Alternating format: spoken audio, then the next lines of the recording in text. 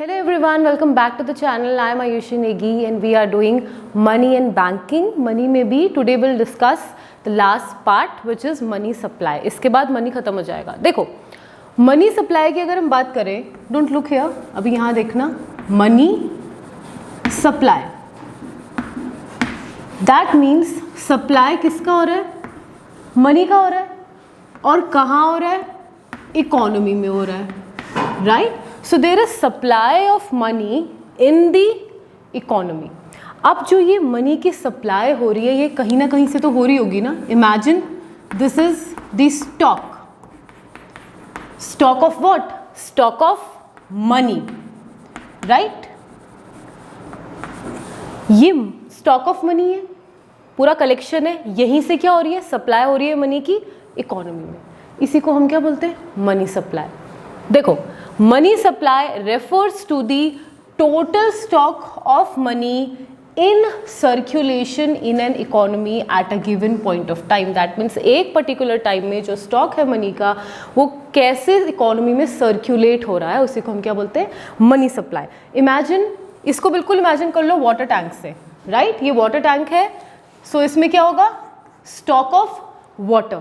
यहाँ से क्या है? वाटर सप्लाई होगा. हम सबके घरों में वाटर सप्लाई होता है. नाउ इमेजिन टैप, जो सबके घरों में टैप होता है, ठीक है. सो जैसे ही आपने टैप ओपन करा, फ्लो ऑफ मनी. सो हमने पढ़ा है स्टॉक एंड फ्लो कंसेप्ट. पुरानी क्लासेस में पढ़ा है ना कि there is a stock concept, there is a flow concept. Stock concept is not time dimensional, क्योंकि एक बार जो स्टॉक आ गया आप उसे चेंज नहीं कर सकते हो at a particular period of time. वो जितना है वो उतना ही रहेगा. Whereas your flow you can change the flow. Tap है, आपने ओपन करा तो ही पानी का फ्लो आएगा. टैप आप बंद कर दोगे तो फ्लो नहीं आएगा. That means the flow of the water depends on opening and closing of tap, right? That means जो फ्लो है it is time dimensional and it is affected by the action of the economy. कि economy में कैसा action हो रहा है. इसको आप ऐसे भी समझ सकते हो, इनकम, जो हम लोगों की इनकम होती है that is a flow concept. क्यों? क्योंकि मंथली हम लोग को इनकम मिलती है, कहीं बार वीकली इनकम मिलती है, कहीं बार डेली बेसिस पे इनकम मिलती है. So income it keeps on changing. Whereas your wealth, जो ये पूरी संपत्ति है, ये एक स्टॉक है और ये किससे मिलके बना है? वेल्थ से, एसेट्स से, जो ड्यूरिंग द ईयर या ड्यूरिंग द पीरियड हम लोग कलेक्ट करते रहते हैं, एक्यूमुलेट करते रहते हैं. So there is a difference between stock and flow. ये हमने स्टार्टिंग में करा हुआ है. So money supply is a stock concept, क्योंकि कितना सप्लाई होगा मनी का that depends on the stock of money, कि मनी का स्टॉक कितना है. आई होप ये आपको क्लियर होगा. It is a stock concept. बहुत बार क्वेश्चन में आता है कि मनी सप्लाई क्या है, स्टॉक कंसेप्ट है कि फ्लो कंसेप्ट है. So it is a stock concept. दूसरी चीज में आते हैं, it includes mainly two components. अब कॉम्पोनेंट्स मतलब मनी सप्लाई किन किन चीज़ों से मिलकर बना है. सो अगर हम देखें तो हमने डेफिनेशन ऑफ मनी में देखा था कि बहुत सारे कॉम्पोनेंट्स हो सकते हैं. डिमांड डिपॉजिट्स है, करेंसीज है, नियर मनी है. बट अगर हम मेनली बात करें, mainly there are two components. एक तो क्या है? करेंसीज. सी, करेंसीज में आपके नोट्स भी आ जाएंगे, कॉइन्स भी आ जाएंगे. Currencies held by public, that means public के पास कितनी करेंसीज है. यहाँ पे प्राइवेट इंडिविजुअल्स भी हैं और फर्म्स वगैरह भी हैं, राइट? सो प्राइवेट इंडिविजुअल्स हैं, फर्म्स हैं, ये आते हैं आपके पब्लिक में, और इनके पास कितनी करेंसीज हैं या कितने कॉइन्स हैं. एक तो इससे आपका मनी बनेगा. दूसरा demand deposits by the commercial bank, कि कमर्शियल बैंक्स के पास कितने डिमांड्स हैं या कितने डिपॉजिट्स हैं. अब इसको डिमांड डिपॉजिट्स क्यों बोलते हैं? Because you can withdraw your money by cash, by cheque. आप चेक इशू करवा के या जो भी बैंक है वो आपको आपकी डिमांड पे डिपॉजिट्स दे सकता है वापस थ्रू चेक.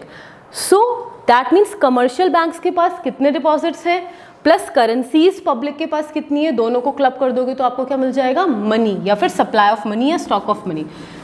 इसे हम डिनोट करते हैं एम से, equal to C plus D D. That means money supply के जो दो मेन कंपोनेंट्स हैं वो क्या है? Currencies plus demand deposits held by commercial banks. इन्हीं दोनों को मिला के आपका क्या बना है? मनी सप्लाई बना है. अब देखो there is a difference between money supply and high powered money. एक होता है मनी सप्लाई और एक है आपका हाई पावर्ड मनी। क्या अंतर है दोनों में? देखो मनी सप्लाई तो हमने पढ़ लिया कि मनी सप्लाई क्लब हुआ है करेंसीज प्लस डिमांड डिपॉजिट से, लेकिन हाई पावर्ड मनी आपको इंक्लूड करता है, पहला तो करेंसीज करता है कि पब्लिक के पास कितनी है, plus reserves with commercial banks, क्योंकि हमने ये भी पढ़ा था कि कमर्शियल बैंक्स डिपॉजिट्स एक्सेप्ट करते हैं और फिर लोन्स भी क्रिएट करते हैं, लोन्स भी देते हैं, लेकिन वो कुछ ना कुछ रिजर्व्स भी अपने पास होल्ड करके रखते हैं। तो अगर वो रिजर्व होल्ड करके रख रहे हैं दैट मीन्स वो इकोनॉमी में तो सर्कुलेट हो ही नहीं रहा होगा, क्योंकि बैंक ने वो क्या कर लिया है, कैश रिजर्व करा हुआ है। सो हाई पावर्ड मनी के कंपोनेंट्स क्या होते हैं, करेंसीज प्लस रिजर्व्स या कैश रिजर्व्स विद बैंक्स। और कैश रिजर्व्स याद रखना कभी भी मनी सप्लाई का पार्ट नहीं होता, क्योंकि वो सर्कुलेट और फ्लो ही नहीं कर रहा है इकोनॉमी में, राइट। सो हम ये भी देखेंगे कि मनी सप्लाई में क्या क्या चीज़ें इंक्लूड नहीं होती। ऑब्वियसली वो चीज़ इंक्लूड नहीं होगी जो इकोनॉमी में वापस नहीं जा रही है। सो ऐसी कौन सी चीज़ें होंगी, जितने भी रिजर्व्स हैं गवर्नमेंट के या आरबीआई के, सेंट्रल बैंक के, कमर्शियल बैंक्स के, जो वो लोग होल्ड करते और इकोनॉमी में सर्कुलेट नहीं करते, राइट। सो कैश रिजर्व्स या कोई भी ऐसी चीज़ें जो इकोनॉमी में नहीं जाएगी वो मनी सप्लाई का पार्ट नहीं होगी और हाई पावर्ड मनी में वो आएगी। आई होप ये चीज़ आपको क्लियर होगी। अब मनी सप्लाई में आपको एक चीज़ और समझनी है, that is measures of money supply. Now we have measures of money supply.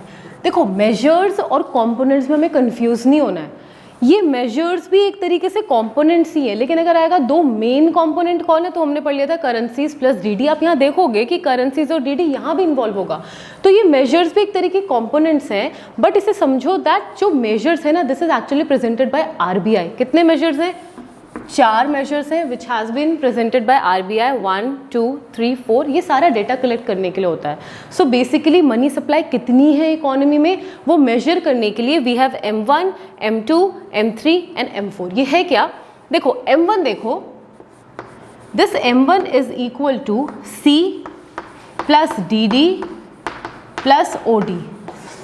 That means M1 contains currencies held by public, अभी हमने पढ़ा demand deposits with commercial banks, और ये ओडी क्या है, this is other deposits with RBI. RBI के पास भी बहुत सारे डिपॉजिट्स आते हैं, वो कहाँ से आ सकते हैं, डिफरेंट इंस्टीट्यूशन से या फॉरेन इंस्टीट्यूशन से, like world bank, IMF, IDBI और आपके कोई भी और ऑर्गेनाइजेशन है, अगर वहाँ कहीं से भी डिपॉजिट्स आ रहे हैं तो वो अदर डिपॉजिट्स में आएगा, कहाँ पे, आरबीआई के पास। डिमांड डिपॉजिट्स जो हम लोग डिपॉजिट्स करते हैं ये कहाँ आएगा, कमर्शियल बैंक्स के पास। करेंसीज पता ही है, नोट्स, कॉइन्स, जो एक प्राइवेट के पास है और एक फर्म्स के पास है। सो इन सबको जब क्लब करेंगे वी गेट M1 की इतनी मनी सप्लाई है।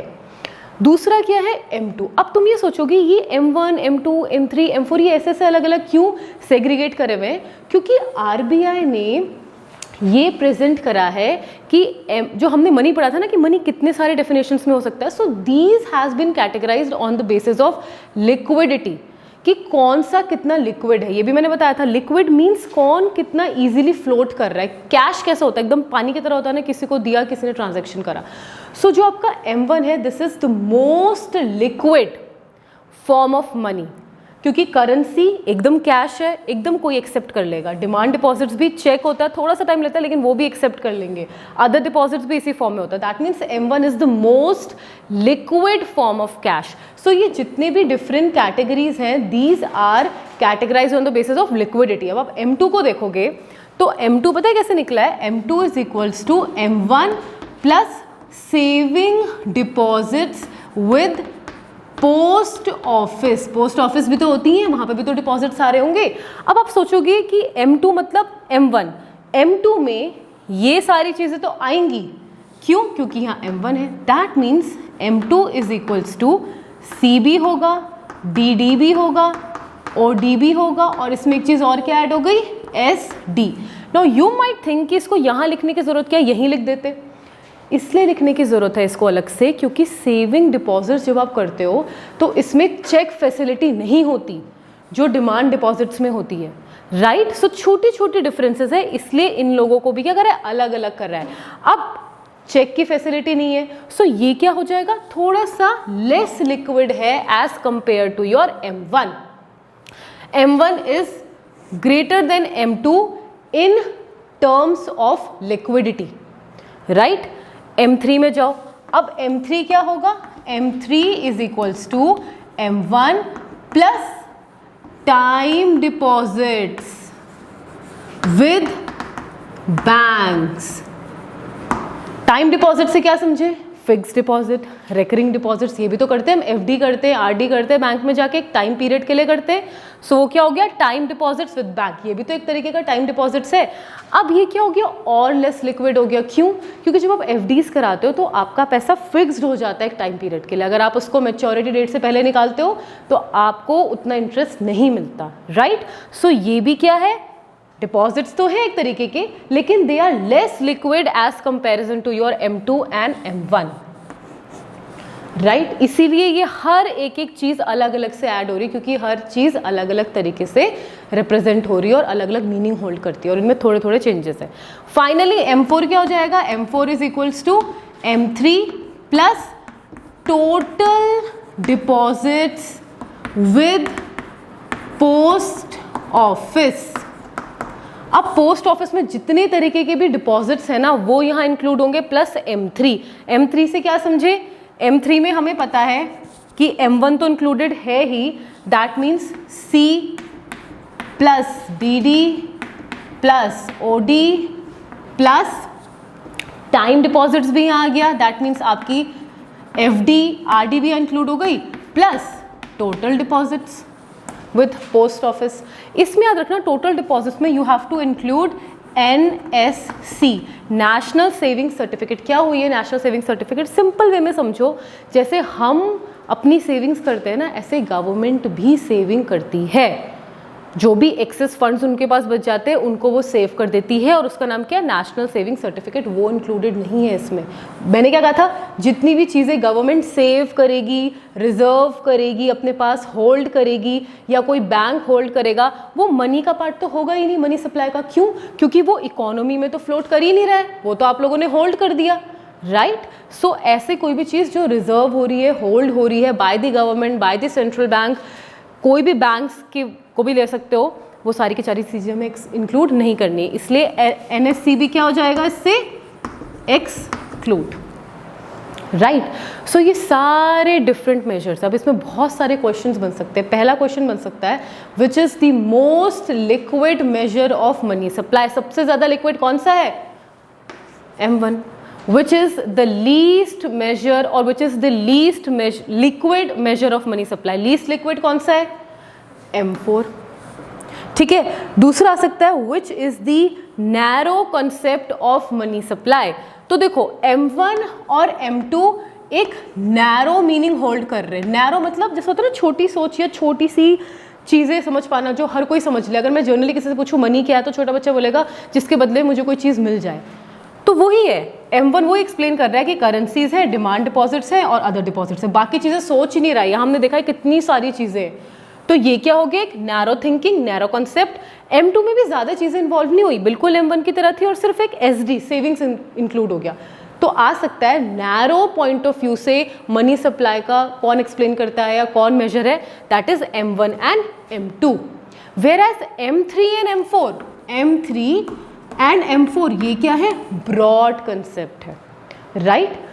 तीसरा क्वेश्चन ऐसे फ्रेम हो सकता है, which is the most common measure of money supply. सबसे ज्यादा कौन सा मेथड यूज होता है और कौन सा मेजर होता है, दैट इज M3, राइट। तो M3 कैसे, M3 में क्या क्या कंपोनेंट्स इन्वॉल्व थे, M1 that means currency, demand deposits, other deposits and your time deposits, right. I hope आपको ये तरह तरह के क्वेश्चन समझ आए होंगे। सो ऐसे ही आपको क्वेश्चन प्रैक्टिस करने हैं।